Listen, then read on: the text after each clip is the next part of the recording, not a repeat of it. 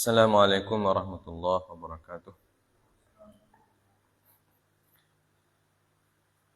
Innal hamdalillah nahmaduhu wa nasta'inuhu wa nastaghfiruhu wa nastahdihi wa na'udzu billahi min shururi anfusina wa min sayyiati a'malina. May yahdihillahu fala mudilla lahu wa may yudlil fala hadiyalah. Asyhadu an la ilaha illallah wahdahu la syarika lah wa asyhadu anna Muhammadan abduhu wa rasuluhu la nabiyya ba'dah. Allahumma salli wa sallim wa barik ala nabiyyina Muhammadin sallallahu alaihi wasallam wa ala alihi wa ashabihi wa man tabi'ahum bi ihsanin ila yaumiddin. Amma ba'du.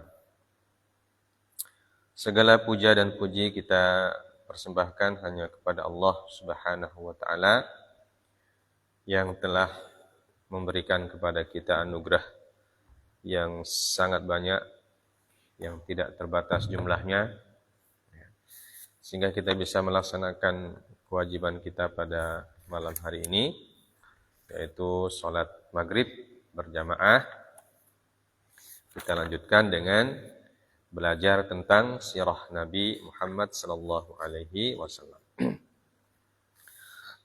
Salawat dan salam kita sampaikan pula kepada Nabi kita yang kita cintai, Nabi yang kita pelajari sirah dan kehidupan beliau, Nabi Muhammad sallallahu alaihi wasallam, serta para keluarga dan sahabat-sahabat beliau yang setia mendampingi dan melanjutkan perjuangan beliau menegakkan kalimat Allah, mengajarkan agama Islam, agama yang diridhai oleh Allah Subhanahu wa taala kepada umat manusia. Jamaah sekalian dimuliakan oleh Allah Subhanahu wa taala.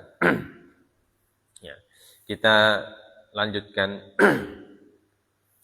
kembali bagaimana atharul ma'nawiyat, ya, pengaruh atau efek dari perjanjian perjanjian Madinah atau piagam Madinah, ya, dan apa yang ingin dicapai oleh Nabi sallallahu alaihi wasallam dari piagam tersebut, ya. Kita sudah baca satu hadis kemarin dari yang diceritakan oleh Abdullah bin Salam radhiyallahu taala anhu, ya, tentang apa yang beliau pertama temui dari Nabi sallallahu alaihi wasallam ketika pertama-tama bertemu dengan beliau sallallahu alaihi wasallam. Ya. Kemudian jamaah sekalian dimuliakan oleh Allah Subhanahu wa taala. Ya. Hadis-hadis yang lain yang menceritakan kepada kita bagaimana Nabi sallallahu alaihi wasallam mengaplikasikan atau merealisasikan nilai-nilai yang sangat agung dari ajaran agama Islam dalam kehidupan di Madinah, ya. Jadi tidak hanya semata-mata tentang ibadah mahdhah saja yang beliau terapkan. Bahkan banyak sekali hal-hal yang berkaitan dengan tatanan kehidupan bermasyarakat. Jadi beliau bisa menerapkan itu di Madinah karena kondisi dan situasinya lebih kondusif, ya, daripada di Mekah, ya. Nah, hadis yang selanjutnya disebutkan di sini adalah hadis yang masyhur juga diriwayatkan oleh Imam Muslim. Wa kana yaqul la yadkhulul jannata man la ya'manu jaruhu bawa'iqahu. Dan adalah Nabi sallallahu alaihi wasallam bersabda, tidak akan masuk surga orang yang tidak aman tetangganya karena perilaku buruknya. Ya. Hadis riwayat Imam Muslim dalam Mishkatul Masabih. Ya. Jadi ini juga ajaran Nabi tentang hidup bertetangga. Beliau mengatakan bahwa orang yang hidup bertetangga, kemudian tetangganya itu tidak merasa aman, tidak merasa nyaman, karena perilakunya yang suka membuat tetangganya terganggu. Nah itu kata Nabi SAW, tidak masuk surga. Ini tentu ancaman, ya. Ancaman kepada orang yang tidak punya sensitivitas, ya. Tidak punya sifat peka terhadap lingkungan. Ya. Artinya orang yang beriman itu, hubungannya itu jangan cuma baik dengan Allah saja. Nah, itu intinya. Ya. Jadi orang yang beriman, tugas dia itu memperbaiki hubungannya dengan Allah, juga memperbaiki hubungannya dengan manusia, dengan masyarakat. Ya. Dan yang paling penting memperbaiki hubungan dengan orang-orang yang paling dekat dengan dia. Ya. Kalau kita hidup di suatu tempat, maka orang yang paling dekat dengan kita itu tetangga kita. Ya. Makanya tetangga itu, kata Nabi SAW, ya, dalam hadis yang lain, Jibril sendiri turun menemui Nabi SAW. Dan Jibril mewasiatkan kepada Rasulullah untuk berhubungan baik dengan tetangga. Ya. Dan saking dalamnya pesan yang diberikan oleh Jibril, seolah-olah kata Nabi itu, sepertinya tetangga itu bisa jadi ahli waris. Ya. Seolah-olah. Ya, saking dekatnya. Jadi seperti orang yang bisa saling mewarisi, karena hak tetangga itu sangat besar. Ya.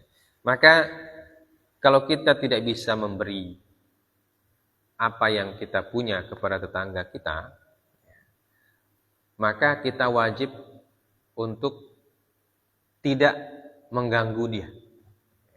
Bagaimana cara yang mengganggu? Ya mengganggu dengan perilaku yang tidak baik, ya.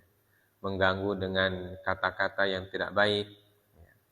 Mengganggu dengan perbuatan yang tidak baik. Artinya membuat tetangga kita tidak nyaman. Ya. Nah itu kata Rasulullah SAW, diancam dengan tidak masuk surga.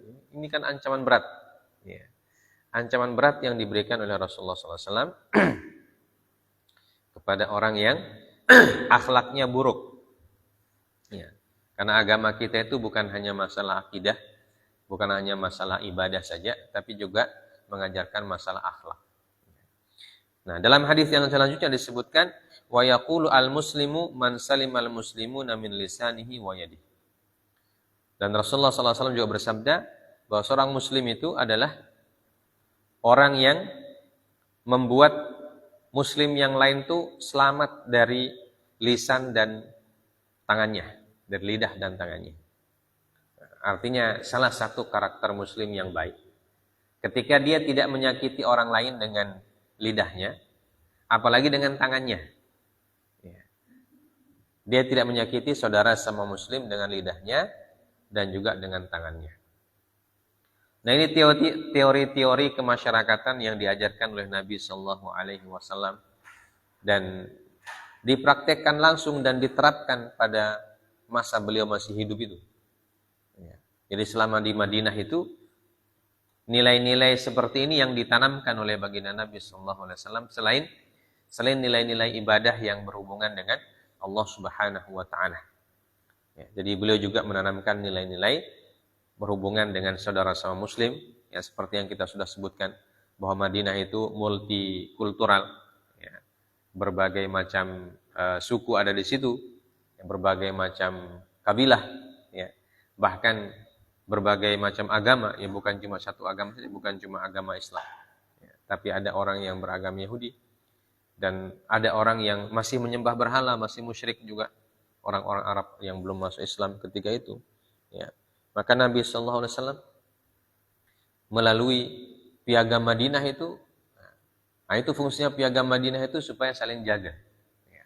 Ketika saling jaga, maka Rasulullah menerapkan nilai-nilai dalam Islam, mengajarkan kepada orang yang sudah Islam dan orang yang belum Islam bahwa Islam itu seperti ini. Ya. Menjaga hubungan antar tetangga, menjaga hubungan antar sama saudara sama muslim, ya. Dan seterusnya. Kemudian hadis yang lain, la yu'minu ahadukum hatta yuhibba li akhihi ma yuhibbu li nafsihi. Ya. Tidak beriman seorang di antara kalian sampai dia mencintai untuk saudaranya apa yang dia cintai untuk dirinya sendiri. Ya. Hadis riwayat Imam Al-Bukhari. Ya. Hadis yang lain, al-mu'minuna karajulin wahidin. In ishtaka 'ainuhu ishtaka kulluhu. Wa in ishtaka ra'suhu ishtaka kulluhu. Hadis riwayat Imam Muslim. Orang-orang beriman itu seperti satu tubuh laki-laki. Ya, seperti satu orang. Ya. Apabila matanya sakit, maka seluruh tubuhnya juga sakit. Dan apabila kepalanya sakit, maka seluruh tubuhnya juga sakit. Ya, jadi orang-orang muslimin, orang-orang mukminun, ya, orang-orang beriman itu seperti satu jasad. Ya. Jadi kalau satu jasad itu seperti kita jasad kita sendiri ini. Ya. Jasad kita sendiri ini jangankan sakit yang parah, ya. Tertusuk duri saja, kita punya jari ini sedikit saja tertusuk duri. Ya. Semua tubuh akan merasakan sakitnya. Ya. Jangankan luka, tersayat, tertusuk duri saja. Atau andaikan kita misalnya kita di sini banyak pohon kelapa. Ya. Kita pegang-pegang pohon kelapa kemudian atau lata kelapa, nah, tiba-tiba tertusuk ya, dengan serat-seratnya itu kecil sekali. Ya, di tangan atau di kaki. Maka kita merasakan sakit bukan cuma di situ sakitnya, tapi semua tubuh kita merasakan sakitnya. Ya. Nah itulah kata Nabi SAW, perumpamaan orang-orang yang beriman itu seperti satu tubuh. Ini hadis riwayat Imam Muslim. Hadis yang lain, wa yaqul al-mu'minu lil mu'mini kal bunyani yashuddu ba'duhu ba'dhan. Seorang beriman dengan beriman yang lain, orang beriman yang lain seperti bangunan. Yashuddu ba'duhu ba'dhan. Yang setiap bagiannya menguatkan bagian yang lain. Ya. Jadi seperti bangunan itu kuat karena semua bagiannya saling topang. Atau saling dukung. Baik bagian yang paling fondasi dan sebagainya. Dan semua bahan-bahan bangunan itu uniknya itu bangunan itu ada material dari bangunan yang ketika bangunannya sudah jadi. Ya. Ketika bangunnya sudah jadi, material itu tidak terlihat. Ya. Padahal fungsinya sangat besar sebagai perekat. Apa itu? Kalau kita ini bongkar ini bangunan, ada satu material yang tidak tahu sudah di mana. Hah? Besi. Masih ada lihat besi. Hah? Semen masih kelihatan. Bagian bangunan ini yang kalau kita bongkar tidak kelihatan dia. Tapi kalau dia tidak ada, tidak jadi nih bangunan. Apa pasir? Oh kelihatan sekali kita bongkar. Apa material yang tidak terlihat? Air tidak terlihat kalau kita bongkar bangunan, tidak ada airnya, ya kan? Yang di situ masih kelihatan, kerikil masih kelihatan. Nah, semen masih kelihatan, pasir, batu batakonya, batu telanya masih kelihatan. Tapi air tidak kelihatan. Ya. Ini cat juga kan kita pakai air ini nyampurnya nih cat. Tapi yang terlihat cuma catnya, airnya sudah tidak kelihatan. Ya. Jadi itu bangunan. Nah, kalau tidak ada air, tidak bisa dicampur itu semen, ya kan? Harus ada air. Tapi ketika dibongkar bangunannya tidak kelihatan. Nah, orang beriman itu seperti itu kata Nabi SAW. Ada yang terlihat, ada yang tidak terlihat, tapi sama-sama saling menguatkan. Sama-sama saling menguatkan dan tidak ada yang baku iri. Ya. Tidak ada yang baku iri. Batu tela tidak pernah bilang sama cat kita yang di muka, ente di belakang dulu. Ya. Ya. Begitu. Besi di tengah dia, paling di tengah dia. Baru lurus terus. Ya. Tidak pernah dia bilang, capek kita yang berdiri. Ya. Suruh bengkok dulu sedikit. Tidak. Tapi mereka saling menguatkan. Ya. Yang nampak di muka itu cat. Nah, cat itu yang paling indah.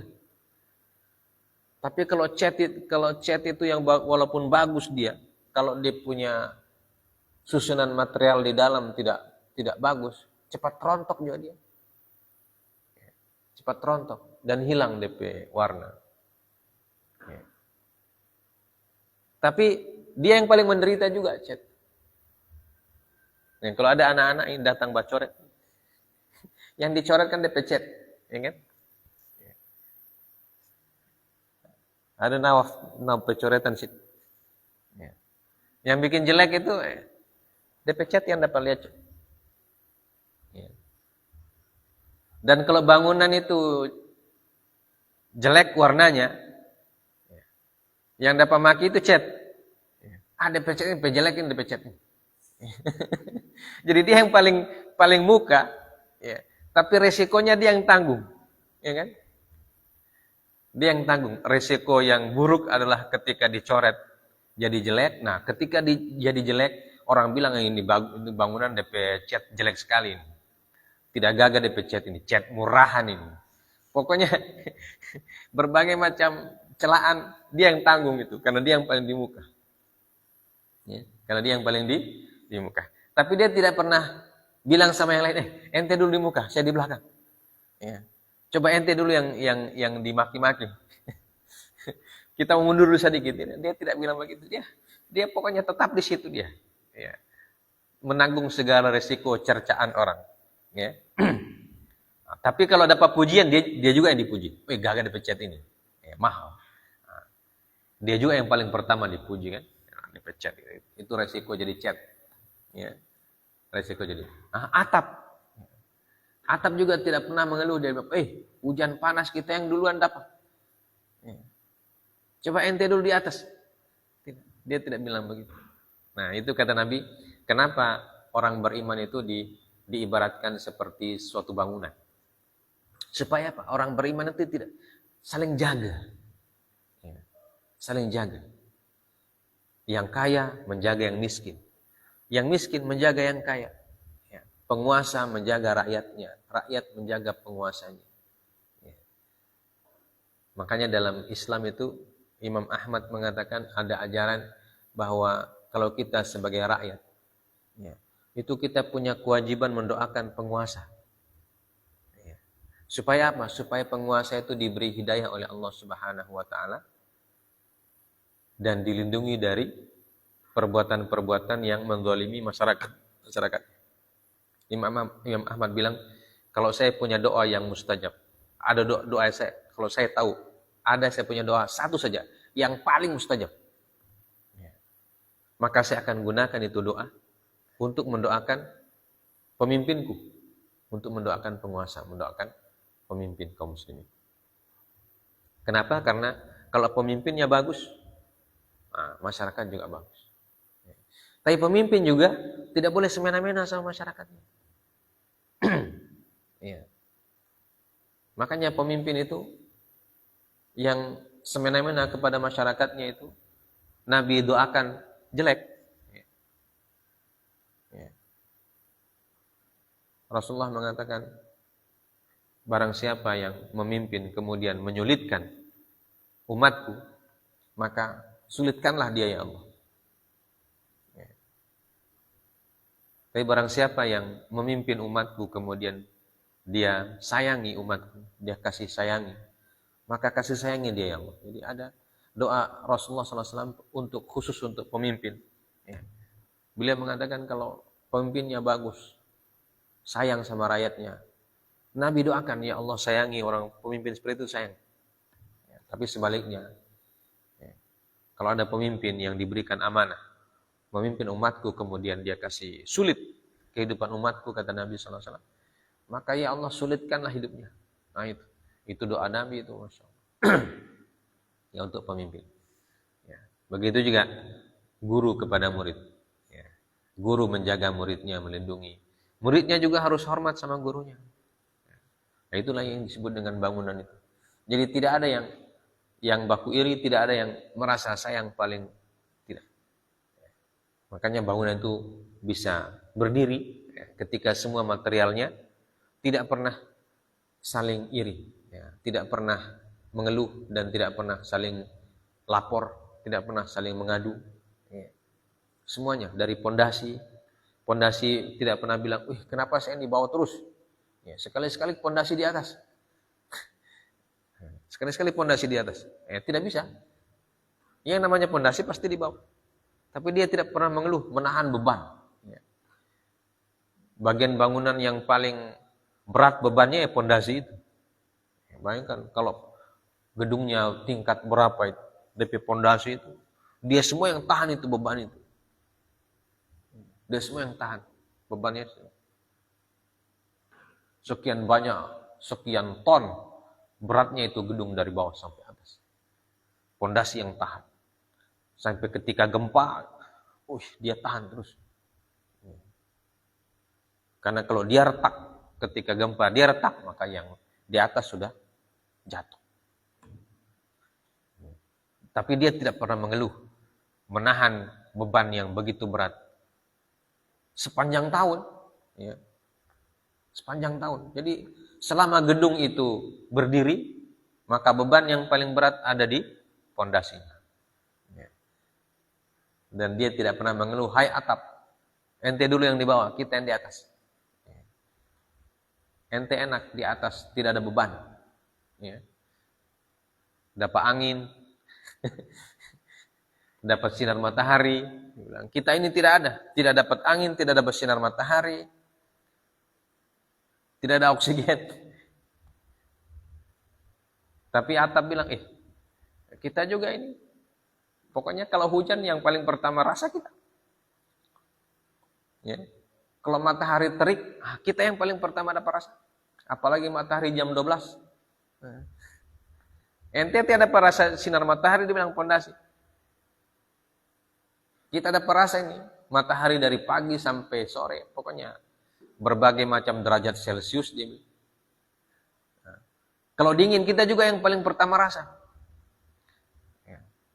Sampai berembun kita di atas.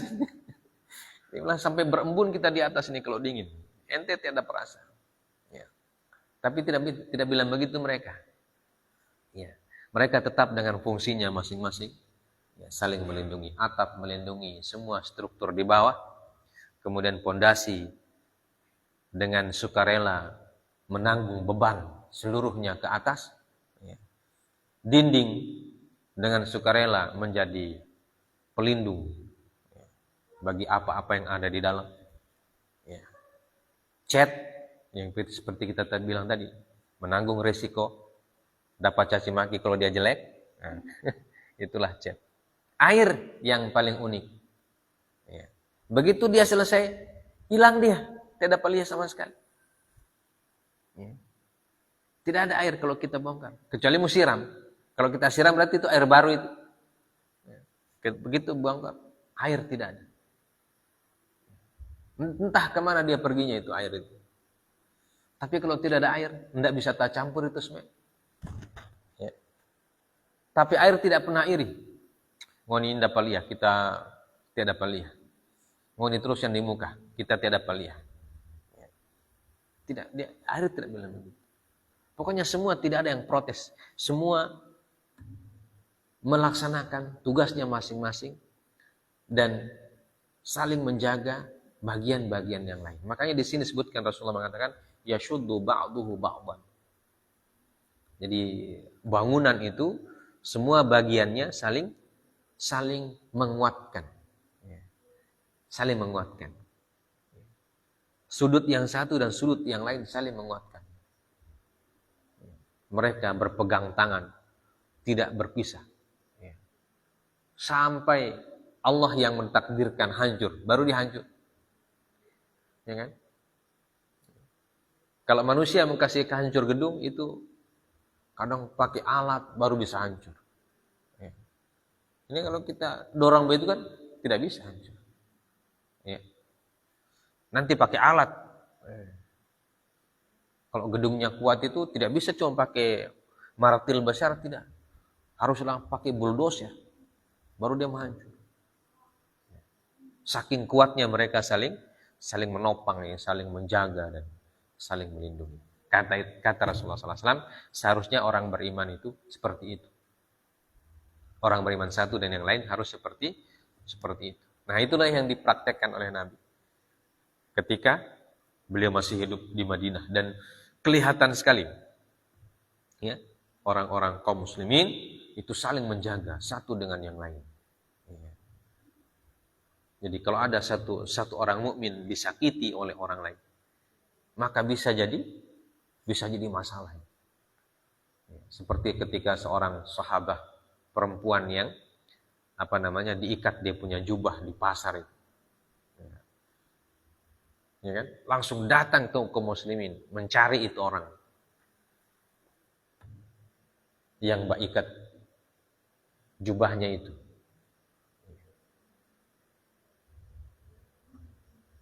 Nah, itulah seharusnya kaum muslimin. Walaupun hadis Nabi ini di zaman ini mungkin masih belum bisa kita realisasikan secara menyeluruh. Karena itu hadis ini harus diangkat terus. Harus diangkat terus, harus dibaca terus. Harus dipelajari terus-menerus. Siapa tahu suatu saat hadis ini kemudian kembali menjadi terwujud dalam kehidupan kaum mukminin. Nah, kita sekarang belajari dulu hadisnya, ya, semoga kita bisa melaksanakannya. Ya. Kemudian dalam hadis yang lain Rasulullah mengatakan la tabaghadu wa la tahasadu wa la tadabaru wa kunu ibadallahi ikhwanan wa la yahillu lil muslimin an yahjura akhahu fawqa thalathati ayyam. Ya. Jangan saling membenci, jangan saling iri, jangan saling meninggalkan, jangan saling berpisah, ya, atau jangan saling buang muka. Ya. Jadilah kalian hamba-hamba Allah yang bersaudara, dan tidak halal bagi seorang muslim menghajar saudaranya. Menghajar itu artinya memboikot saudaranya di atas 3 hari, ya, lebih dari 3 hari. Kemudian Rasulullah SAW juga bersabda, ini hadis riwayat Imam Al-Bukhari. Al-muslimu akhul muslim, la yadlimuhu wa la yusallimahu, wa man kana fi hajati akhihi, kana Allahu fi hajatihi. Wa man faraja an muslimin kurbatan, farajallahu anhu kurbatan min kurbat yaumil qiyamah. Wa man satara musliman, satarahu Allahu yaumil qiyamah. Seorang muslim adalah saudara bagi muslim yang lain. Dia tidak boleh menzaliminya dan tidak boleh juga menyerahkannya kepada musuh. Dan barang siapa yang memenuhi hajat saudaranya, maka Allah akan memenuhi hajat dan kebutuhannya. Dan barang siapa yang memberikan solusi atas kesusahan seorang muslim, maka Allah akan memberikan solusi atas kesusahannya nanti pada hari kiamat. Dan barang siapa yang menutupi aib seorang muslim, maka aibnya juga akan ditutupi oleh Allah pada hari kiamat. Ya.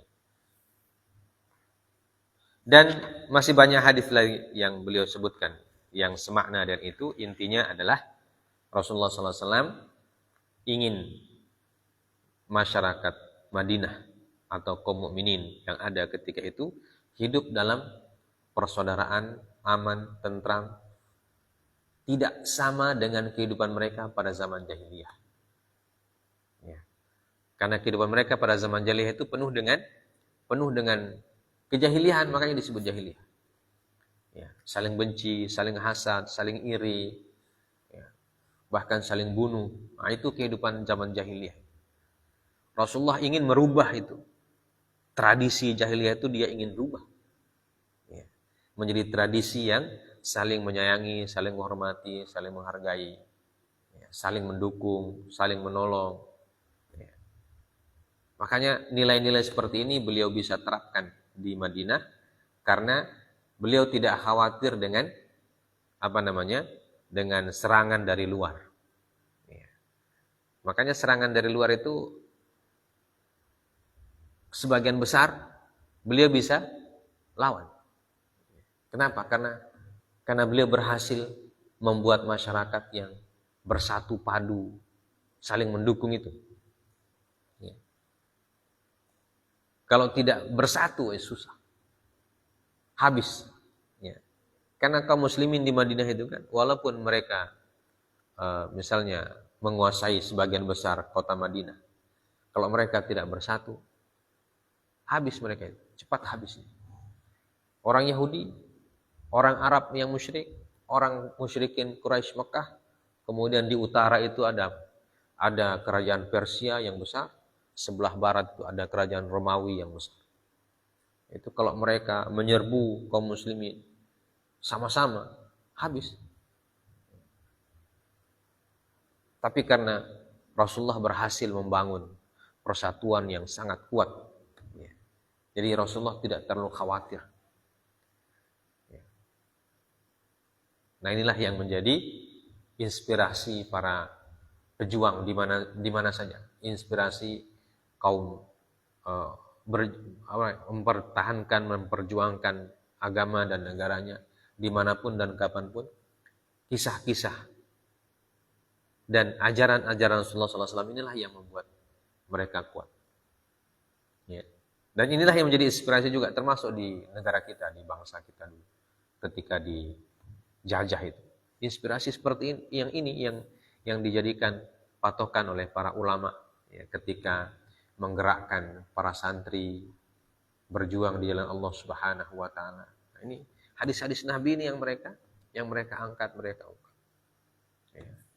Maka tulisan-tulisan para ulama kita dulu di ulama Indonesia ya, tentang ajaran-ajaran Nabi seperti ini banyak sekali. Ya. Sehingga kita bisa merdeka dengan izin Allah Subhanahu wa taala. Nah. Kemudian disebutkan wa bijanibi hadza kana yahutsu hathan syadidan 'alal isti'fafi 'anil mas'alah wa yadhkuru fadail as-sabri wal qana'ati kana ya'uddul mas'alata huduhan aw hudushan aw khumushan fi wajhi as-sa'id. Allahumma illa idza kana mutarran kama kana yahdutsu lahum bima fil ibadat minal fadaili wal ajri wat thawabi indallah wa kana yarbituhum bil wahyi an-nazil alaihi minas sama'i rabtan wathaqan yaqra'uhu alaihim wa yuqri'unahu litakuna hadhihi ad-dirasatu ish'aran bima alaihim min huquqid da'wati wa taba'atir risalah fadlan an daruratil fahmi wat tadabbur. Ya. Di samping itu, ya, jadi di samping Rasulullah membangun masyarakat seperti itu, Rasulullah SAW juga senantiasa mengingatkan atau menyebutkan kepada mereka tentang fadilah, keutamaan sabar, keutamaan qanaah. Ya. Qanaah itu artinya menerima dengan lapang dada apa yang diberikan oleh Allah Subhanahu wa taala. Ya. Hidup sederhana. Ya.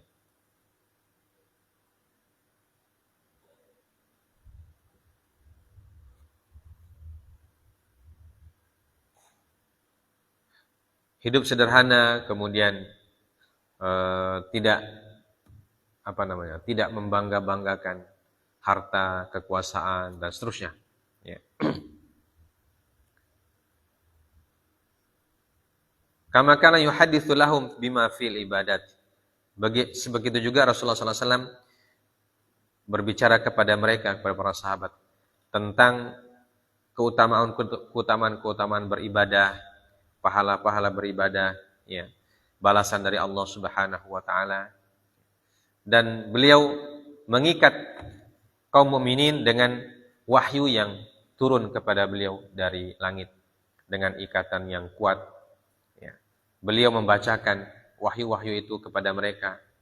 Wa yuqri'unahum. Ya. Dan mereka juga memurajaah wahyu itu kepada Rasulullah SAW. Sehingga litakuna hadhihi dirasatu isy'aran bima alaihim min huquqid da'wah. Ya. Agar pelajaran ini memberi dampak kepada mereka tentang tanggung jawab terhadap dakwah dan tanggung jawab melanjutkan risalah, melanjutkan perjuangan Nabi sallallahu alaihi wasallam. Ya. Sebagaimana juga Nabi sallallahu alaihi wasallam menganjurkan atau memerintahkan kepada mereka untuk senantiasa bisa memahami ayat-ayat Al-Quran, mentadaburi ayat-ayat Allah Subhanahu wa taala, baik ayat-ayat Quran, ayat-ayat Qur'aniyah atau ayat-ayat kauniyah, ayat-ayat yang berupa ciptaan Allah Azza wa Jalla, ditadaburi, dipahami dan seterusnya untuk kebaikan kaum muslimin. Ya. Jadi Rasulullah SAW selama 10 tahun itu, karena adanya piagam Madinah itu, beliau bisa mengajari kaum muslimin banyak hal. Ya. Baik hubungan dengan sesama manusia, hubungan dengan sesama manusia pun ada hubungan dengan sesama kaum muslimin, dan ada hubungan dengan orang yang masih kafir, ya, orang yang bukan muslim. Kemudian hubungan antar keluarga juga diajarkan oleh Nabi SAW, dan juga hubungan dengan Allah. Ya. Makanya beliau perintahkan untuk melaksanakan ibadah-ibadah sekaligus memberikan wejangan tentang keutamaan ibadah, ya, baik itu sholat, puasa, sedekah, ya, zakat, haji dan seterusnya. Ya, ibadah-ibadah itu dijelaskan oleh Nabi sallallahu alaihi wasallam.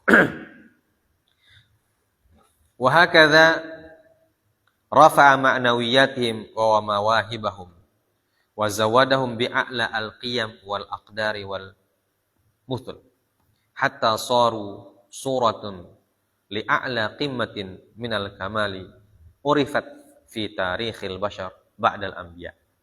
Dan begitulah Nabi SAW mengangkat, ya, ma'nawiyatuhum, ya, mengangkat ma'nawiyat itu artinya kebatinan, ya, suasana kebatinan, ya, mengangkat memotivasi mereka, wa mawahibahu, dan juga menggali potensi-potensi mereka. Mawahib itu ya potensi. Jadi Rasulullah SAW memberikan mereka semangat, ya, memotivasi dan seterusnya, dan sekaligus melihat potensi masing-masing sahabat itu apa. Ada yang punya potensi jadi pedagang, ada yang punya potensi jadi petani, ya, seperti yang kita sudah sebutkan ketika hijrah itu, ya, ketika sudah mempersaudarakan para sahabat antara muhajirin dan ansar. Kaum ansar disebutkan dalam oleh para ulama dalam tafsir surah Al-Hasyr, ya, ada di antara kaum ansar yang ketika dipersaudarakan oleh Rasulullah SAW, mereka mengatakan kepada Rasulullah, ya Rasulullah, ini saya punya kebun, silahkan Rasulullah yang bagi antara saya dengan saudara saya. Ya. Jadi kaum ansar rela membagi kebunnya, dan yang bagi Nabi. Jadi bukan mereka yang bagi, diserahkan kepada Nabi yang membagi. Ya. Untuk dia dan untuk saudaranya yang muhajirin, yang sudah jadi saudaranya karena keputusan Nabi. Ya. Tapi Rasulullah bilang, tidak usah. Ya. Kalian tetap olah kalian punya kebun, nanti hasilnya kalian kasih sama saudaramu. Ya. Kalian kasih hasilnya saja nanti. Kenapa beliau tidak mau bagi di kebunnya? Karena orang muhajirin itu kan profesi mereka adalah pedagang, ya bukan petani.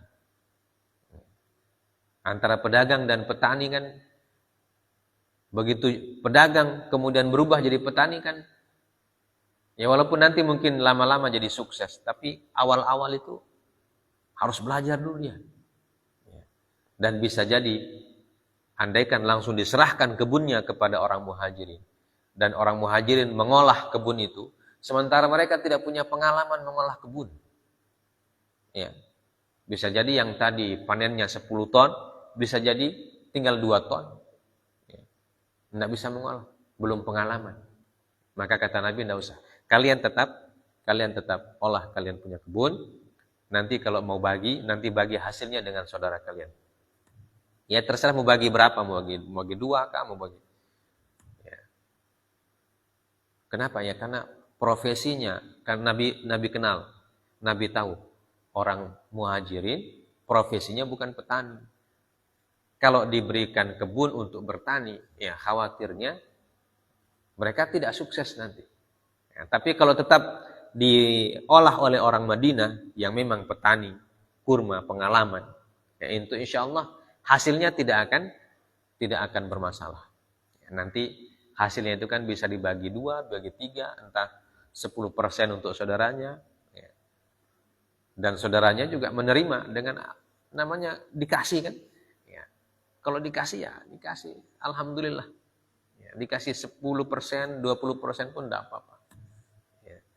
Daripada mereka yang olah, ya sudah banyak modal dipakai, ya. Dan bertani kurma itu kan cukup rumit. Ya.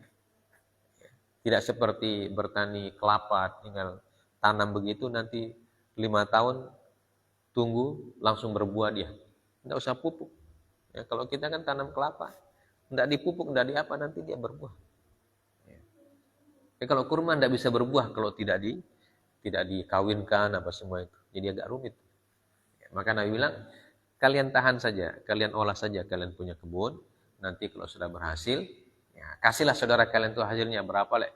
Kalian ikhlasnya berapa, 40%, atau setengah-setengah, dan seterusnya. Itu karena Nabi kenal dan paham potensi, ya, mawahib, ya, potensi mereka. Kemudian Rasulullah membekali mereka dengan nilai-nilai yang tinggi, moral yang tinggi, akhlak yang tinggi, sehingga mereka menjadi suratun, menjadi surah. Surah itu contoh, gambaran, ya, gambaran li'a'la qimmatin minal kamal, ya, gambaran prototipe masyarakat yang menjadi teladan di dalam sejarah manusia setelah para nabi. Ya. Makanya manusia-manusia yang terbaik setelah para nabi itu ya sahabat Rasulullah sallallahu alaihi wasallam. Ya. Sahabat Rasulullah itu manusia terbaik setelah para nabi. Ya. Karena mereka berhasil dididik oleh Rasulullah sallallahu alaihi wasallam dengan berbagai macam aspek. Ya, aspek ibadah, aspek akidah, aspek akhlak, aspek moral, ya, kejujuran, ketawaduan, qanaah, sabar, semuanya dididik oleh Rasulullah SAW. Ya. Makanya para ulama kita mengatakan, ya, dan Imam Malik mengatakan, ya, barang siapa yang ingin Islam ini jaya seperti dulu, ya, maka caranya adalah dengan mencontoh kehidupan Nabi dan para sahabat. Bukan cuma mencontoh teorinya, tapi mencontoh prakteknya. Nah sekarang ini kita baru bisa teori. Ya. Kita sering baca-baca hadis, ya, baca hadis tentang persatuan, baca hadis tentang saling menolong, ya. Tapi masih dalam tatanan bacaan saja. Ya. Belum terwujud dalam praktek. Ya. Kalau sudah terwujud dalam praktek itu subhanallah. Subhanallah. Ya. Tapi tentu kalau kita belum bisa wujudkan dalam praktek, tidak berarti kita bilang, enggak usah baca hadis. Ya, enggak bisa. Enggak usah pelajari. Tidak ada guna, enggak bisa dipraktekkan. Ya, enggak boleh juga. Ya. tetap harus dibaca, tetap harus dipelajari. Ya. Sambil kita mencoba untuk mempraktekannya sedikit demi sedikit. Ya. Kalau tidak dalam kumpulan yang besar, dalam kumpulan yang kecil dulu. Ya, saling mendukung, ya, saling menolong, ya, tidak saling mengiri. Ya. Nanti kalau kelompok-kelompok kecil sudah bisa mempraktekkan, insya Allah bisa jadi besar. Ya. Nah ini jamaah sekalian dimuliakan oleh Allah, nilai-nilai yang ditanamkan oleh Nabi SAW kepada para sahabat setelah piagam Madinah itu ditandatangani. Ya tentunya praktek-praktek ini beliau tidak praktekkan satu hari, tapi terus menerus, ya, bertahap dari hari ke hari makin banyak, makin banyak, makin banyak. Ya seperti proses kita hidup, ya, tidak langsung jadi hebat, ya, tidak langsung jadi pintar kalau kita belajar. Tapi Rasulullah tanamkan setiap hari, ya, setiap malam, pokoknya dalam keadaan apapun beliau kasih perintah, beliau kasih wejangan, beliau kasih contoh, ya, praktek langsung, hubungan dengan sahabat seperti apa dan seterusnya.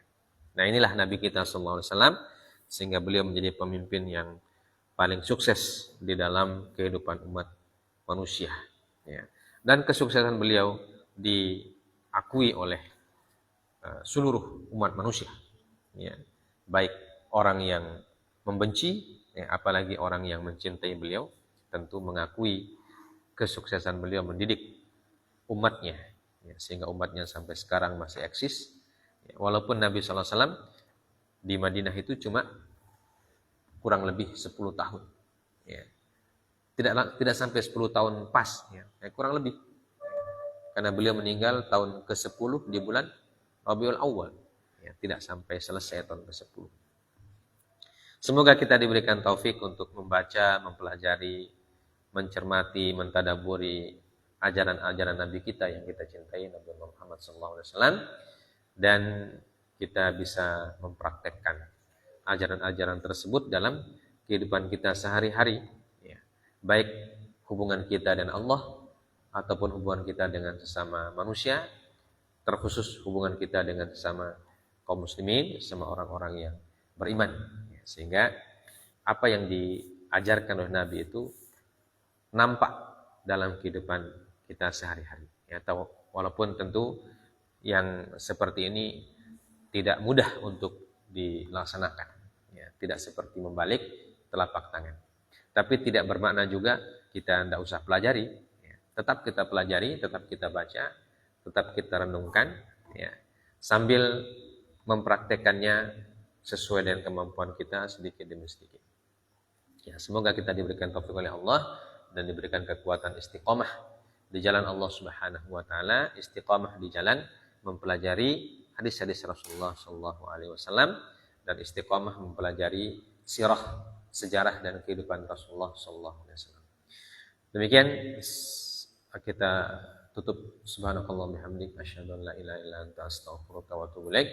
Wassallallahu ala nabiyyina Muhammad wa ala alihi wasallam. Wa akhiru da'wana alhamdulillahirabbil alamin. Wassalamualaikum warahmatullahi wabarakatuh.